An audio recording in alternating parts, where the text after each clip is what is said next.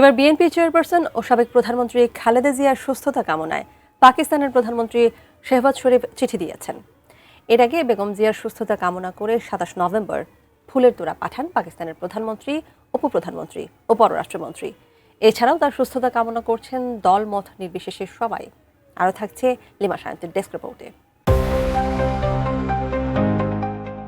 রাজধানীর এবারকেয়ার হাসপাতালে চিকিৎসাধীন আছেন বিএনপি চেয়ারপারসন বেগম খালেদা জিয়া। লন্ডনে থাকা তার বড় ছেলে তারেক রহমান ও তার স্ত্রী ডাক্তার জুবাইদা রহমান সার্বক্ষণিক খালেদা জিয়ার শারীরিক অবস্থার খোঁজ রাখছেন। এছাড়াও বেগম জিয়ার জন্য সুস্থতা কামনা করছেন দলমত নির্বিশেষে সবাই। এদিকে পাকিস্তানের প্রধানমন্ত্রী শেহবাজ শরীফ বিএনপি চেয়ারপারসন বেগম খালেদা জিয়ার দ্রুত আরোগ্য কামনা করে একটি চিঠি পাঠিয়েছেন। ২৯ নভেম্বর রাতে বিএনপির মিডিয়া সেল তাদের ভেরিফাইড ফেসবুক পেজে চিঠিটি পোস্ট করার মাধ্যমে বিষয়টি নিশ্চিত করেছে। চিঠিতে শেহবাজ শরীফ উল্লেখ করেছেন, খালেদা জিয়ার সাম্প্রতিক অসুস্থতার খবরে তিনি গভীরভাবে উদ্বিগ্ন, আর তাই পাকিস্তানের জনগণ, সরকার এবং ব্যক্তিগতভাবে তিনি তার দ্রুত ও সম্পূর্ণ সুস্থতার জন্য আন্তরিক দোয়া ও শুভকামনা জানান।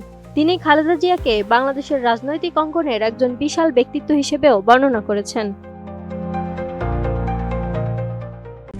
RICL TMX, যুগের পর যুগ স্থাপনা থাকে মজবুত।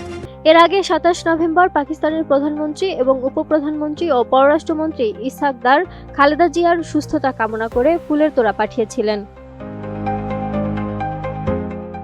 ২৩ নভেম্বর রাত ৮টার দিকে হাসপাতালে ভর্তি হন বেগম জিয়া। তবে সাবেক প্রধানমন্ত্রীর স্বাস্থ্যের অবস্থা গত ৩ দিন ধরে একই পর্যায়ে রয়েছে বলে জানিয়েছেন তার ব্যক্তিগত চিকিৎসক এবং দলের স্থায়ী কমিটির সদস্য অধ্যাপক ডাক্তার AZM জাহিদ হোসেন।